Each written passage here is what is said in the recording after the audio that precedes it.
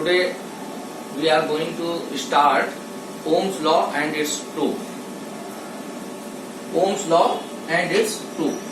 तो सबसे पहले हम ये बताना चाहेंगे कि what is the purpose of Ohm's law. देखिए, जो हमारे सिंपल इलेक्ट्रिक सर्किट्स होते हैं उनकी डिफरेंट ब्रांचेस में जब हमें करंट की वैल्यू फाइंड आउट करनी होती है तो इसके लिए हम लोग बेसिकली ओम्स लॉ यूज कर सकते हैं सिंपल सर्किट्स में, और सर्किट की डिफरेंट ब्रांचेस में करंट की वैल्यू फाइंड आउट कर सकते हैं. इवन जो सर्किट में डिफरेंट ब्रांचेस में रेजिस्टेंसेस होते हैं उनके क्रॉस पोटेंशियल डिफरेंस भी हम ओम्स लॉ की हेल्प से कैलकुलेट कर सकते हैं. So what is the statement of Ohm's law? According to the Ohm's law, if physical conditions of a conducting wire remains constant, like temperature, etc., then potential difference across the end of conductor V is directly proportional to I. It means V is directly proportional to I. If we remove the proportionality, then we can write V equal to Ri. Here R is a constant. So we can also write Ohm's law like this: V upon I equal to constant, and this constant is called resistance of the conducting wire. जो metallic conductors होते हैं वो Ohm's law को follow करते हैं, and the conductors which obey Ohm's law are known as ohmic conductors. और ऐसे conductors के लिए अगर हम उसके अक्रॉस जो पोटेंशियल डिफरेंस अप्लाई करते हैं और उसमें जो करंट फ्लो हो रही होती है तो वोल्टेज और करंट के बीच में जब हम ग्राफ प्लॉट करते हैं तो ये ग्राफ हमारा स्ट्रेट लाइन आता है. ये दो ग्राफ हमने यहाँ पर मेंशन किए हुए हैं बोर्ड पर. इसमें फर्स्ट ग्राफ में जो पोटेंशियल डिफरेंस है ये आपका एक्स एक्सिस पर लिया गया है और जो करंट है ये वाई एक्सिस पर मेंशन की गई है. इस कंडीशन में अगर हम इस ग्राफ को देखेंगे तो ये स्ट्रेट लाइन तो आएगा ही आएगा, साथ ही साथ अगर हम इसका स्लोप निकालेंगे तो इसका स्लोप इस कंडीशन में हमें कंडक्टिविटी की वैल्यू प्रोवाइड करेगा. क्योंकि स्लोप क्या होता है, कैसे निकालते हैं, ये आपको सबको पता ही है. हम ग्राफ के ऊपर कोई भी दो पॉइंट ले सकते हैं, ए और बी, जैसे इसमें लिया है यहाँ पर. ए के नीचे हम वैल्यू देखेंगे तो वोल्टेज लिखा हुआ है V1, बी के नीचे लिखा हुआ है V2, ए के सामने यहाँ करंट है I1, बी के सामने यहाँ करंट है I2. अब अगर हम स्लोप निकालेंगे तो ये राइट एंगल ट्रायंगल हमारा यहाँ पर बन रहा है. इससे हम tan थीटा की वैल्यू निकालते हैं तो tan थीटा होगा हमारा BC upon AC. BC represent कर रहा है delta I, I2 minus I1, और ये AC रिप्रेजेंट कर रहा है डेल्टा V.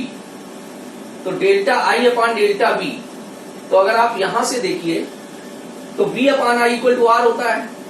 अगर हम V को यहाँ पोटेंशियल डिफरेंस कह रहे हैं, I को करंट कह रहे हैं, तो ये भी तो डेल्टा V पोटेंशियल डिफरेंस है, और ये हो गया चेंज इन करंट A और B के बीच में. तो delta I upon delta V क्या हो गया, इसका रेसिप्रोकल हो गया, 1 अपॉन R हो गया, और ये क्या होती है, हमारी कंडक्टिविटी होती है. लेकिन अगर हम इनको चेंज करते हैं, इंटरचेंज करते हैं, करंट को हम एक्स एक्सिस पर ले लें और वोल्टेज को वाई एक्सिस पर ले लें, इसको ध्यान रखिएगा, इस पर अक्सर आपके बोर्ड में क्वेश्चन आता भी है इस ग्राफ के ऊपर. और इस कंडीशन में अगर हम ये इस स्ट्रेट लाइन का स्लोप निकालेंगे तो ये होगा हमारा रेजिस्टेंस, क्योंकि तब ये होगा BC अपॉन AC, और BC हो जाएगा आपका डेल्टा V और AC हो जाएगा डेल्टा I.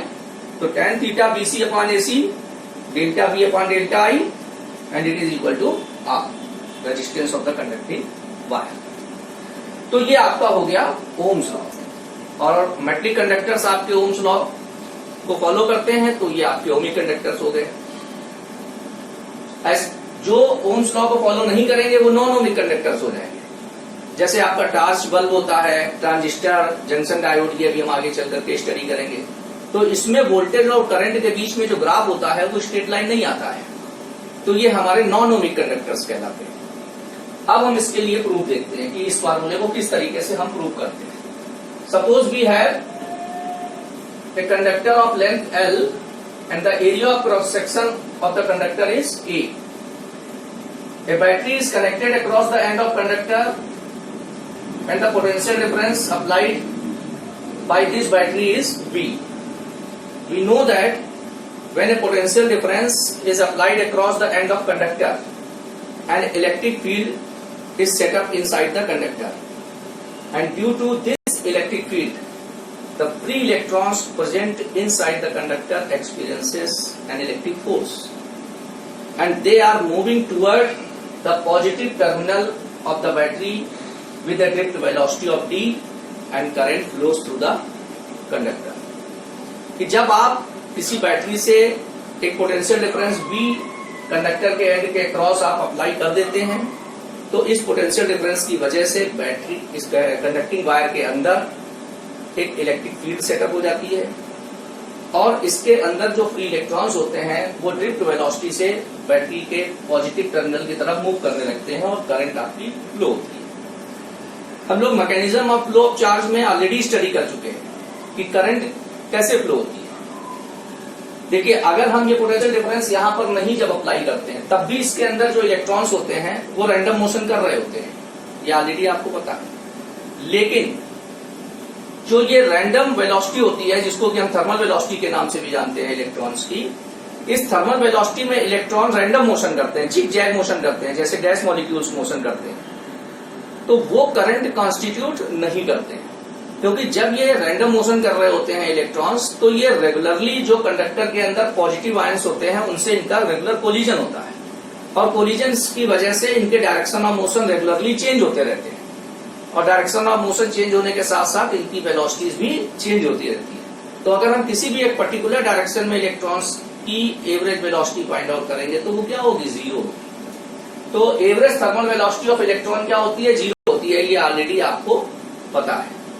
ठीक है, अब हम ये भी जानते हैं कि अगर कोई कंडक्टर है, उसके क्रॉस जब हम बैटरी कनेक्ट कर देते हैं तो उसके अंदर जो इलेक्ट्रॉन्स हैं वो ड्रिफ्ट वेलोसिटी से मूव करते हैं, और इसमें जो करंट फ्लो होती है उसका फार्मूला ऑलरेडी हम डिराइव कर चुके हैं प्रीवियस आर्टिकल्स में, और इसकी वैल्यू थी I = NEAVD।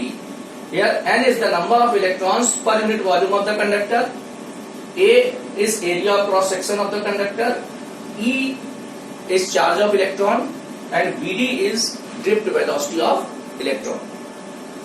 तो जब हमने पोटेंशियल डिफरेंस यहां पर अप्लाई किया इस कंडक्टर के एंड के क्रॉस, तो इसके अंदर जो इलेक्ट्रिक फील्ड सेटअप हुई है उसकी वैल्यू क्या होती है, E = V/L। ये पोटेंशियल ग्रेडियंट वाला फार्मूला आपने अप्लाई किया है, E = ΔV/ΔX।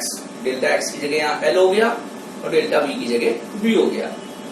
अब इस इलेक्ट्रिक फील्ड की वजह से इसमें जो फ्री इलेक्ट्रॉन्स है ये कितना इलेक्ट्रिक फोर्स एक्सपीरियंस करेगा, F = EE, और इस इलेक्ट्रिक फोर्स की वजह से इलेक्ट्रॉन के मोशन में एक एक्सेलरेशन प्रोड्यूस होगा। हालांकि ये अभी आपको पता है कि जब इलेक्ट्रिक फोर्स इसके ऊपर इलेक्ट्रॉन के ऊपर अप्लाई होता है तो ये बहुत ज्यादा एक्सीलरेटेड मोशन में नहीं होते हैं, क्योंकि जब ये ड्रिफ्ट वेलोसिटी से मूव कर रहे होते हैं तो पॉजिटिव आयंस के बीच में जो इनका रेगुलर कोलिजन्स होता है, उस कोलिजन्स के टाइम पर ये अपनी एनर्जी को लॉस करते रहते हैं, इसलिए सिर्फ ये कांस्टेंट वेलोसिटी ही गेन कर पाते हैं। That constant velocity is known as drift velocity. Clear? इसी को हम लोग दूसरे वर्ड्स में बोल रहे हैं कि average velocity acquired by the electron in presence of electric field is called drift velocity. तो जो एक्सीलरेशन इलेक्ट्रॉन के मोशन में प्रोड्यूस होगा वो कितना होगा, A = F/m। F की वैल्यू आपने यहां से पुट की EE/EE, तो ये हो गया EE/m, और इलेक्ट्रिक फील्ड E की वैल्यू आप यहां से V/L ले लेंगे तो ये हो जाएगा EV/m। ये आपका एक्सीलरेशन आ गया in terms of potential difference. Now we know that in the absence of electric field electrons are in random motion inside the conductor. So their random velocity means thermal velocities of electrons are U1, U2, ... UN. These are the velocity of electron in the absence of electric field. And when electric field is applied, means potential difference is applied across the end of conductor, then it acquires an acceleration. This is the value of acceleration. So after τ1, after τ2 and after τn second, what will be the velocity of these electrons? So these are U1 plus A τ1, U2 plus A τ2, ... UN plus A τ1. Here τ1, τ2, ... τn are the time taken by electrons between two successive collision with the positive ions. तो electron की जो velocity है in presence of electric field वो हमारी क्या हो जाएंगी, ये हो जाएंगी। और ये जो वेलोसिटीज हमारी इलेक्ट्रॉन्स की आ रही है in presence of electric field, इनकी जो एवरेज वैल्यू होगी उससे हमें क्या मिलेगा, ड्रिफ्ट वेलोसिटी की वैल्यू मिलेगी। तो जब अगर हम ड्रिफ्ट वेलोसिटी कैलकुलेट करना चाहते हैं तो हम क्या करेंगे, ये जो वेलोसिटीज है हमारी इलेक्ट्रॉन्स की in presence of electric field, इनका हम एवरेज निकालेंगे। तो एवरेज वैल्यू ऑफ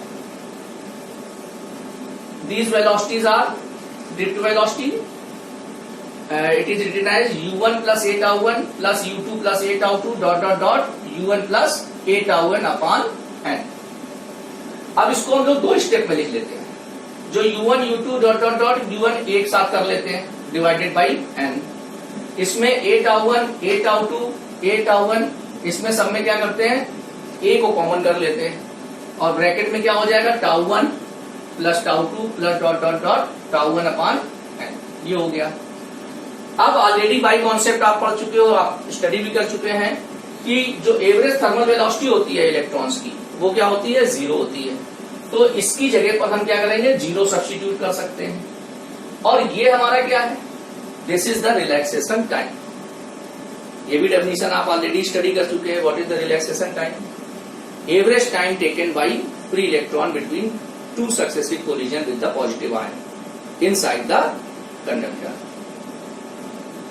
जो फ्री इलेक्ट्रॉन्स होते हैं कंडक्टर के अंदर, जो पॉजिटिव आयंस प्रेजेंट होते हैं, उनके बीच में जो दो सक्सेसिव कोलिजन्स होते हैं, उनके बीच में जो एवरेज टाइम लगता है वो आपका रिलैक्सेशन टाइम होता है। तो इसको हम टाउ से रिप्लेस कर सकते हैं।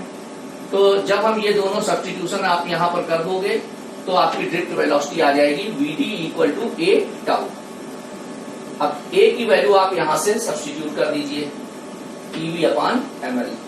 तो ये आपका ड्रिफ्ट वेलोसिटी का एक्सप्रेशन आ गया, vd equal to ev upon ml into tau. This is the expression between drift velocity and relaxation time, and this is the expression between drift velocity and potential difference across the end of conductor। यहां से आपको दो बातें पता चल रही कि अगर आपने पोटेंशियल डिफरेंस इंक्रीज किया तो ड्रिफ्ट वेलोसिटी इंक्रीज हो जाएगी, अगर आप रिलैक्सेशन टाइम में चेंज करोगे इंक्रीज होगा relaxation time, drift velocity increase हो जाएगी। क्लियर। अब ये जो ड्रिफ्ट वेलोसिटी की वैल्यू आई हुई है इसको हम सब्स्टिट्यूट कर देंगे इक्वेशन नंबर 1। तो जब आप यहां पर सब्स्टिट्यूट करेंगे तो देखिए आपको क्या मिलेगा, I equal to n e A, drift velocity की जगह हो गया ev upon ml into tau. अब यहां से हम v अपॉन आई को एक साइड कर लेते हैं, बाकी सारा दूसरी तरफ कर देते हैं। तो ये i को आप इधर डिनोमिनेटर में ले जाएंगे तो v अपॉन आई जो यहां लिखना है वो हमने यहां लिख लिया। ये ml आपका इधर आ जाएगा, साथ ये आ गया, और डिनोमिनेटर में आ जाएगा n e into e square tau और ये a, n e square tau a।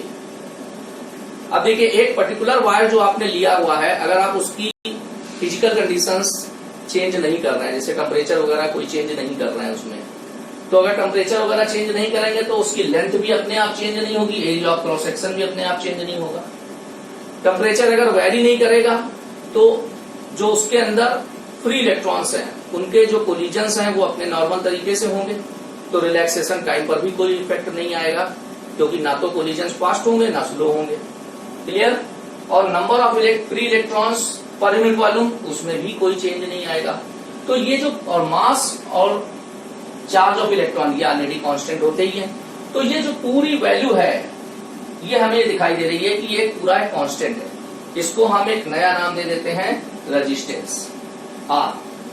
तो और मॉडिफाई करके हम इस फॉर्मूले को लिख सकते हैं V upon I equal to constant, क्योंकि ये वैल्यू आपकी कांस्टेंट है and this value is called resistance of the conducting wire. तो आपको यहां से भी क्लियर हो रहा है कि जो रेजिस्टेंस है ये कंडक्टिंग वायर की लेंथ के डायरेक्टली प्रोपोर्शनल है और एरिया ऑफ क्रॉस सेक्शन के इनवर्सली प्रोपोर्शनल है। इसका मतलब है अगर एक वायर है उसकी लेंथ को आप इंक्रीज करते हैं तो रेजिस्टेंस इंक्रीज हो जाएगा, एरिया इंक्रीज करेंगे तो रेजिस्टेंस क्या होगा, डिक्रीज हो जाएगा। तो this is the value of resistance and it's dependence.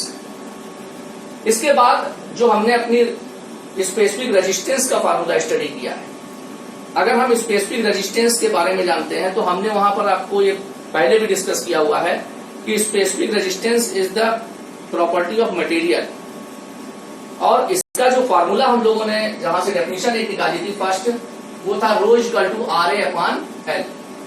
इस फार्मूले को देखने से ऐसा लग रहा है कि अगर हम वायर की लेंथ को डबल करेंगे तो रजिस्टिविटी पर कोई इफेक्ट आएगा, डबल हो जाएगी, या area of cross section change करने से रजिस्टिविटी पर इफेक्ट आएगा, जबकि ऐसा नहीं होता है।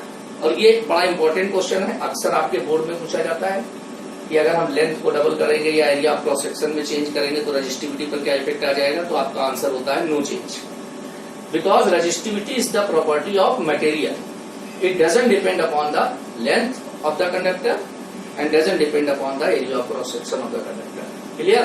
कैसे? आप देखिए, आर की जो वैल्यू आई है ये ml/ne² है। इसको जब आप यहाँ सब्स्टिट्यूट करते हैं इस फार्मूले में ml/ne² है, तो एरिया ऑफ क्रॉस सेक्शन भी देखिए कट गया और लेंथ से लेंथ कैंसिल हो गई, तो आपका जो रजिस्टिविटी का फाइनल फार्मूला आया ये आया रो इक्वल टू F/ne²। तो ये रजिस्टिविटी का फाइनल फार्मूला निकल के आ रहा है। तो रजिस्टिविटी के पैरामीटर्स में ना तो L है और ना ही A है। रजिस्टिविटी आपकी डिपेंड कर रही है number of electrons per unit volume of the conductor पर। अगर number of electrons per unit volume increase करेंगे तो रजिस्टिविटी डिक्रीज हो जाएगी, और अगर रिलैक्सेशन टाइम आपका इंक्रीज होगा तो रजिस्टिविटी डिक्रीज हो जाएगी, रेसिप्रोकल है। तो ये आपकी डिपेंडेंस है रजिस्टिविटी की मेन। तो ये जो आपका आर्टिकल है ये आपका Ohm's law with its proof complete हो गया। Thank you.